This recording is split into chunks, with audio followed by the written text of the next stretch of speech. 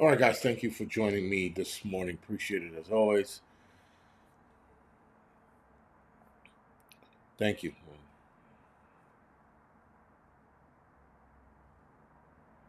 Appreciate it, guys. Anyway, trying to read some of the comment section and let's get into the nonsense.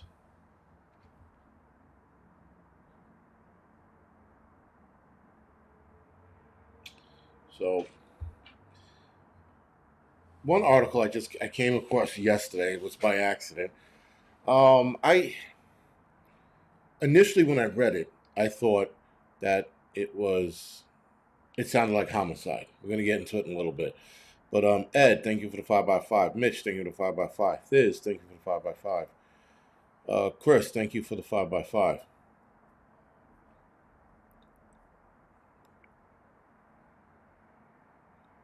Fishing, don't know what you're talking about. There's just so many things that are up, it's crazy. So, before we actually get into that, I just came across this story that actually just now. Trump administration set to scrutinize foreign visitors' social media history. I'm not sure what that's going to do. Base Bunny, thank you for the 5x5. Ozark, Ryan, thank you for 5x5. Sarita, what's going on? Yeah. So travelers to the U.S. from more than 3 dozen countries could soon be required to submit their recent 5 years of social media activity for review before being allowed in. I don't know what that has to do with anything. I mean, yeah, granted, you might be able to pick out some of the bad guys, if you will, a little faster, especially if they're visiting, um, certain sites or certain accounts or following certain accounts. Excuse me. Noodlehead, what's going on? Uh, so yeah, not sure what that's going to do.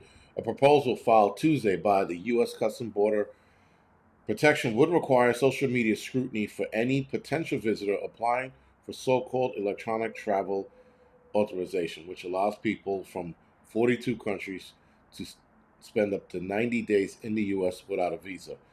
Listen, this is part of the digital prison, right? So they want to scrutinize, or rather, they want to have visitors coming here backlogging 5 years of social media, I would say, activity. That's a lot. 5 years? A lot can happen in 5 years. It should be within the last year or two. First of all, it shouldn't be at all. I think people's privacy, above all, is paramount. Granted, they are not from this country and they're visiting.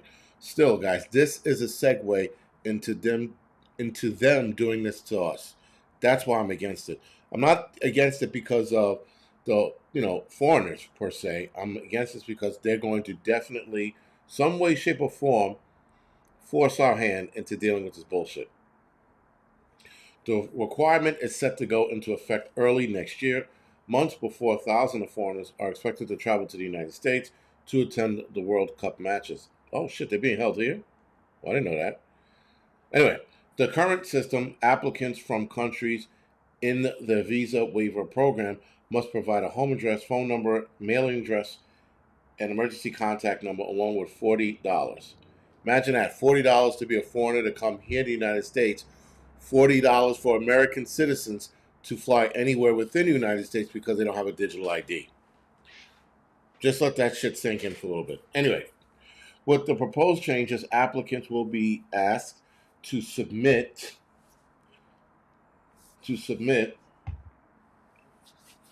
all personal and business telephone numbers used in the past 5 years. Personal and business email addresses were also used within the last decade, and the names, date, birth, place of birth, and addresses of immediate family members. Yo, just to come here, that's fucking. I mean, again, I sort of see that working out if they catch a potential terrorist. That's the only problem. If they do. If they don't, this is all just prying into people's shit for the sake of prying into people's shit. Again, guys, if this goes off without a hitch with foreigners, they're gonna have us do us here. or they're going to do it to us. Sorry. Countries that are part of the visa waiver program include Australia, France, Germany, Ireland, Israel, Italy, of course, Israel. Israel is probably one of the only countries you don't require anything. Japan, South Korea, New Zealand, Poland, Qatar, Spain, Sweden, Thailand, and the United Kingdom. Now, Israel's going to be exempt from this as well. I guarantee it. There's no way they're going to let their beloved Israel, go through this shit. So anyway, that's pretty much it. So this is, guys, again, another segue into more bullshit that we don't need. I told you they're going to start speeding things up. It's going to be like a slow, fast kind of deal, It's not going to be like every day, but it seems like every other month, 6 months, they're going to start implementing something that's going to get us closer to the whole digital ID. Someone says the UK is starting to use drones for surveillance. Well, listen, we know that's coming. We just got to see what that's going to look like. That's all. Base money. As of right now, it looks like we're the only country doing this. Yes. I know that China, they scan your phone without telling you. So if you were planning to visit China, which I don't know why you would, but if you ever plan to visit China, go with a new phone. Take a phone with nothing on it, new email, everything. So because what they do is they are scanning your phone, your email, and your text messages, and they do what you call something dump, data dumps on your phone. Right? So you go there the first 5 days, you don't get anything. You don't get a phone call, you don't get a text message. And on the fifth or sixth day, you get all this fucking email and data dump on your phone. I had a firefighter who told me about it. Right? It was a firefighter. It was some gay chick. She was talking about the bullshit that they do over there. And this was like 10 years ago, 15 years ago. She was telling me about this shit. And she goes, it's a nice place, but, and then she went along and she didn't say it was nice. She said like the outskirts are nice. She said the cities were okay. All right.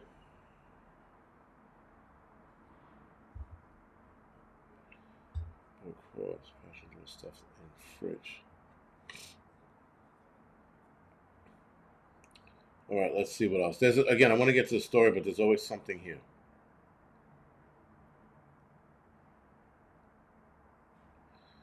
Of course, Kathy Hochul's now being dragged through the mud. Well, not of course, but she's just a bag of shit. That's Kathy Hochul is the the New York governor.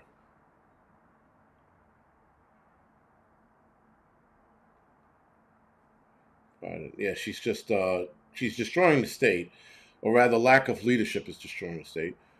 Polar vortex is coming to the northeast. Temperatures are going to plummet. Everybody's going to start acting like a bitch again because it's a little bit cold under their fucking, under their nips, if you will. The nipples and shit. People complain about the polar vortex here. I'm like, this is New York, man. This is the time of year. It's December. It's probably 33 degrees outside right now, and that's not cold. I know some of you people live out in the sticks where it's like -5 right now. But anyway, let me get to the main story that I wanted to talk about. All right. So as it is, Dr. McCullough stated this the other. I'm not sure when he stated this, to be honest with you. I'm pretty sure this is the other day. But anyway, Dr. McCullough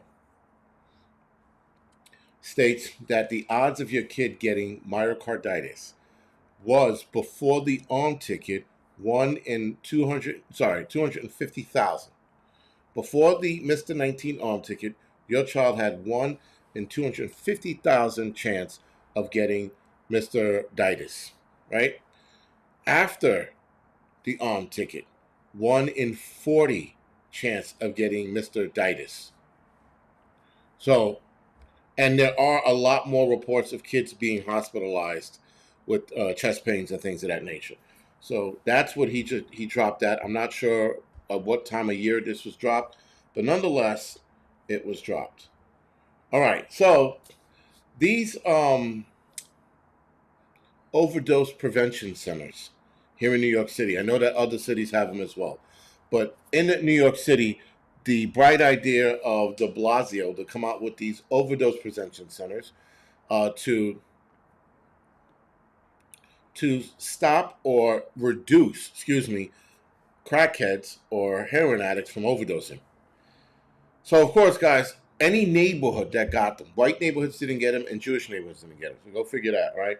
Black and Spanish neighborhoods got them because we're the last on the totem pole, and they probably made some backdoor deal with the current representative of those neighborhoods, because some of these politicians from neighborhoods like here, some Dominican dude from around here, I thought he had some pull, so I thought it was never going to happen. Whatever. So we get an overdose.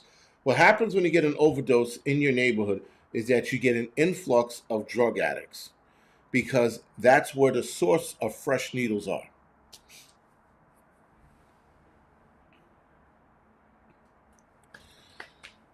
Tristan said a 4-year-old kid passed away the other day from a heart attack. That's never happened before. No, not at all. Like, unless that kid was sick, it's never happened before.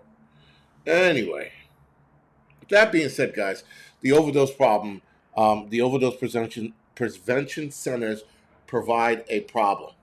They have an influx of drug addicts coming in with their fresh needles. They come, they collect their needles, they go off into the distance, somewhere in the neighborhood, and they start shooting up, preferably in between cars.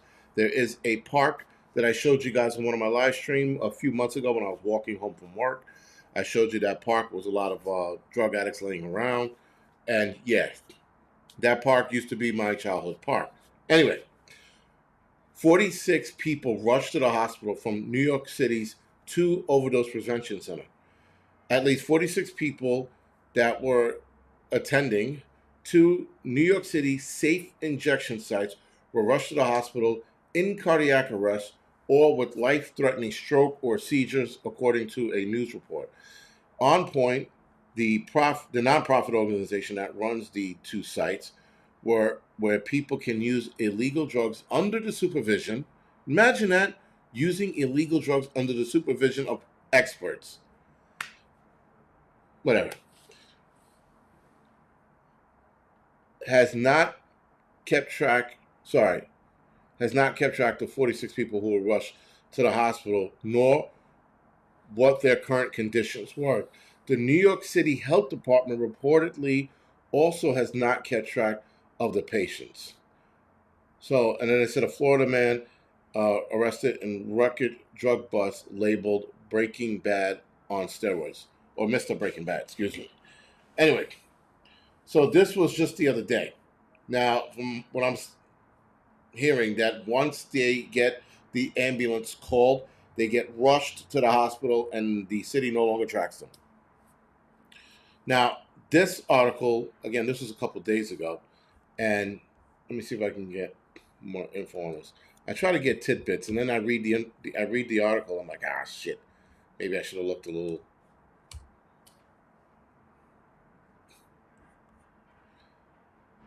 So, and they were all in cardiac arrest. Now, this guy sounds like fentanyl was used, was on board, was in the area, whatever it was.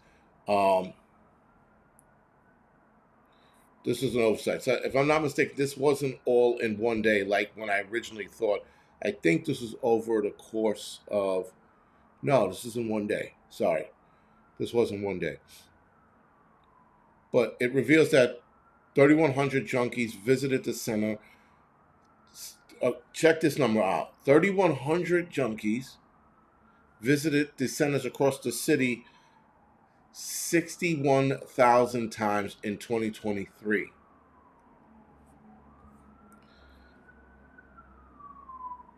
There's also an increase in repeat visitors, with 171 clients coming in to do drugs more than once a day, up 108% from 77 visitors in 2022. Now, keep in mind, guys, I don't know how many there are throughout the city. This article doesn't say it, but I could have sworn there were like 12 or something like that throughout the city. So there's only 171 clients, because that's what the article says, clients visiting the city. You are allowing drug addicts to do drugs. You're allowing these people to shoot up, destroy neighborhoods. I'm going to tell you right now, destroy neighborhoods, because There are more people addicted to drugs and younger people addicted to drugs because of these centers. My time growing up in the neighborhood, you would see a drug addict here and there, here and there, right? And you would see drug addicts here and there. Now you see them everywhere. In a couple minutes, when I go outside to go to work, I'm gonna see at least on my way to the car. I'm gonna see at least 5 or 6. When I was growing up as a kid, I barely saw them. So this invites more drug addicts to now start shooting out in the street. These are a bad idea. These have always been a bad idea, and this doesn't exactly save a lot of lives. I mean, in theory, it does, I guess, but you're just creating more addicts, and that was one of the arguments that they were creating more addicts.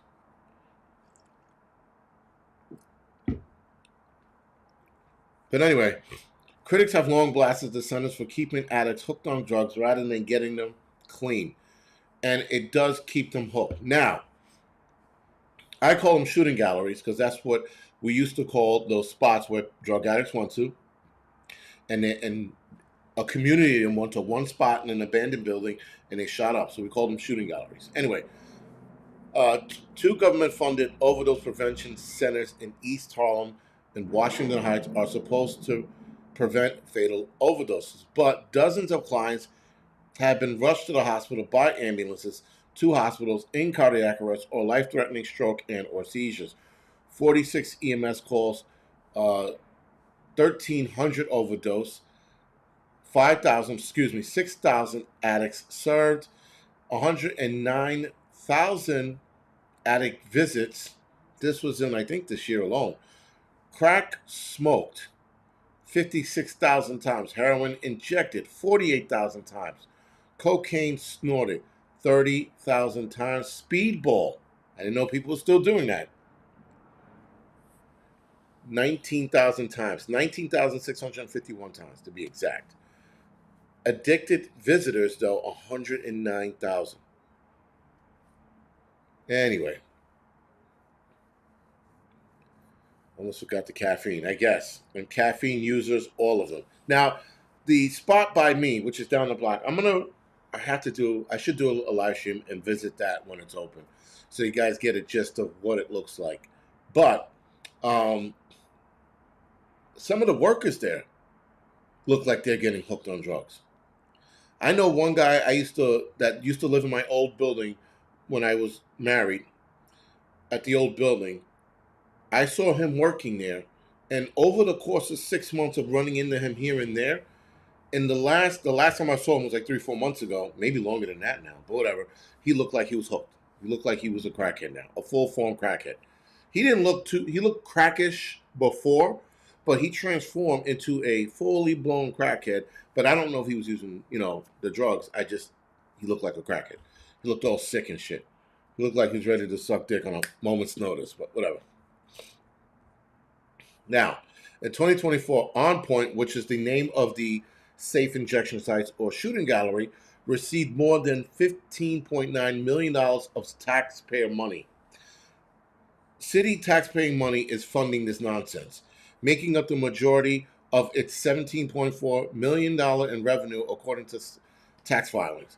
The amount of public money it received has gone up throughout the years, from $6.5 million in 2022, which was his first full year of safe injection sites operating. I think it opened in 2020, like in the middle of the year, some shit like that. Anyway, of course, Mamdani is pushing to open more of them throughout the city. So I know there's only 2 in Manhattan. I think that's the east side and the one in this neighborhood. They were supposed to open one on Broadway and that got shut down. I think there's 1 in the Bronx and 2 in Brooklyn. So if my math is right, that's 5, maybe 6, 1 in Queens. I'm not sure. But anyway, guys, these are disasters. So the 46 people rushed to the hospital. I apologize. I think that was over the course of a year or so, not all in one day. But they were supposed to prevent people from overdosing. But it doesn't prevent people who get a bad batch of fentanyl. That is it. So anyway, the story that I wanted to talk about, which I shit you not, guys, sounds like a homicide.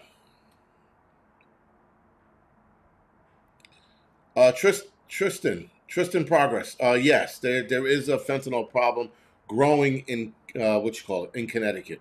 I'm hearing more and more story of kids being exposed to that. So yeah, that's a new nightmare open for parents who moved out of the city to get away from the drugs, for it just to chase them to Connecticut, a nicer state than New York, and kids are starting to pass away from that. But that's a again different story, different day.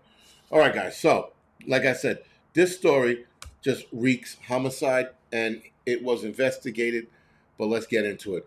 A dad of three panicked when a fire broke out, left his kids inside the burning apartment trying to get help. All three of his kids are now gone. Wisconsin father Joshua told police he panicked after realizing his home was on fire and ran to get help, leaving his three children inside. He ultimately became the only survivor, and now the children's mother is asking why he left without them. Now, I'm not breaking these kids' balls. I'm really not. But these kids were 10, 9, and 7. After 7 years old, you know that an apartment that's on fire, you should be bailing out, let alone being 9 and 10. All right. Joshua states he spent Thanksgiving morning with his three children, Riley, Connor, and Alina. Alina's 7, Connor's 9, and Riley's 10, before dropping them off at their dad's. So, sorry, not Joshua. Jourdain? I never heard of that name, Jourdain. Anyway, Jourdain's the mother. She dropped him off at the apartment after Thanksgiving. Hours later, she learned her sons had died in a fire and her daughter had been hospitalized with several injuries.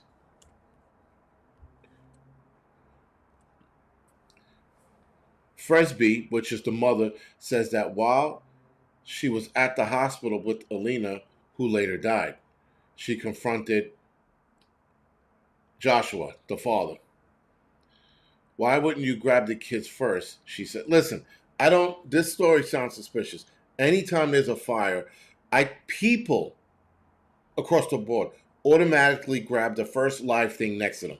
Not necessarily plants, but a dog and kids, or kids and dogs, however, whatever order you want to do it in. To leave your kids in the apartment sounds like homicide. Panicking, there's no such thing as the one thing you do as a panicking parent is grab your kids. I've never heard of such tomfoolery in my life, but nonetheless, here we are reading this stupid story from this stupid man that decided that I was going to panic and leave my kids in the apartment. Kane told authorities that around 9 p.m. November 27th, Riley and Connor went up to sleep in their upstairs bedroom. He went to bed about an hour later, stating his daughter was awake and in the same room at the time. According to a search warrant, Joshua said that he went to wake up. He said that when he woke up shortly a time later, officials responded to the fire just before 11 p.m. His eyes felt cloudy. He went downstairs and saw a little fire in the kitchen floor. That sounds like how a kitchen floor fire just on the kitchen floor. Everybody's asleep. Anyway, investigators wrote that Joshua stated that he panicked and walked out the front door, telling them he thought I had to get help. As he pounded on neighbors' doors and screamed for assistance, he yelled for his children to come downstairs. I opened the door to my residence and I heard my kids. I tried to go back, but the smoke came at me and I couldn't see. I barely got 2 steps in when I had to turn back around. Kanan was quoted saying, I went to open the door and it made it even worse. This is basic shit, man. Unless you were a crackhead, even crackheads have the wherewithal to grab their kids. Johnny 308, that's exactly what it sounds like, man. I mean, like, how 3 kids? I tell you, man, the weight of one kid passing away is insanity. 3 kids? He says, you see that shit on Maury all the time. I guess, man. This is just bizarre. Anyway, Joshua was transported to the hospital, treated for smoke inhalation. As Fesby says, he wants he was released the following morning. In response to the release of the search warrant, Josh the Kenosha Police Department issued a clarification about the status of the investigation. The warrant indicated that the investigators were exploring the possibility of arson and potential homicide.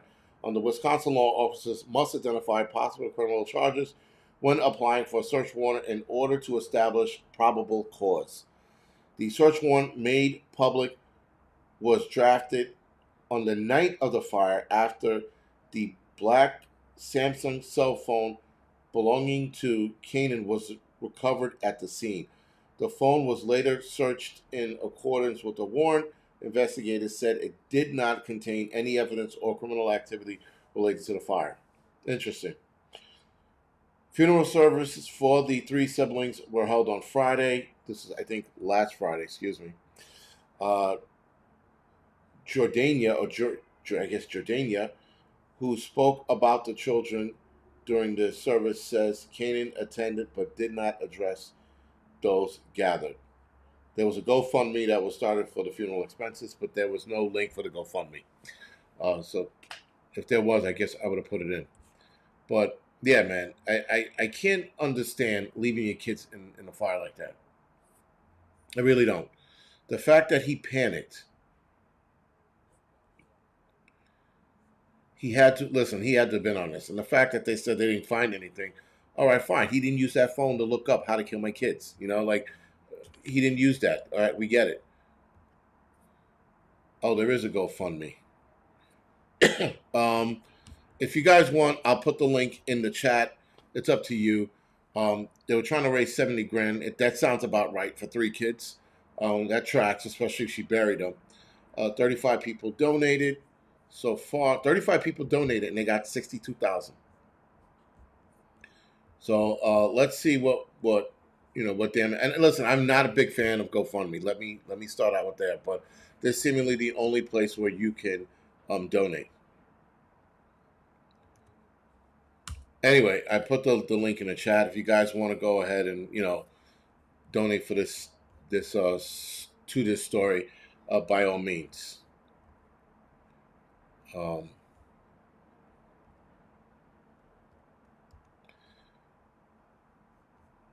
That's crazy that not a lot of people are donating to this, but whatever. Anyway, that being said, guys, I got to get off the air. That story sucked ass, but it just sounds like the guy was trying to, what you call it? Is there a fund to prosecute the father? There should be, but listen, Base Bunny, yeah, listen, I watch guys run past fire to get their kids, just to like get them out of a window and shit. Nonetheless, the smoke hit me in my eyes. Oh, I couldn't take it. That's some bitch ass shit right there. The smoke. I'm sorry, your kids, you're going through fucking hell. You're going through hell to get them, right? Just to get them to the other side and get them out of a window. And it just, I find it odd that the kids didn't even climb out of the window. Like, that's another, I don't know what their bedroom setup was like, so I don't know if there was a window in there, but I don't know. There's so many questions I have for this story, and this story didn't answer a lot of it, other than the father freaked out. Whatever. Anyway, guys, I got to get out of here. I got to head to work now. I will see you guys tomorrow for the doubleheader. If I feel like shit, I'll do a Friday for a doubleheader. But as of right now, I'm going to do tomorrow as up and down. Excuse me. Angry Truth and Angry Prepper tomorrow. Usual time as is. Other than that, guys, thank you for joining me. Appreciate it as always. And I will see you guys tomorrow.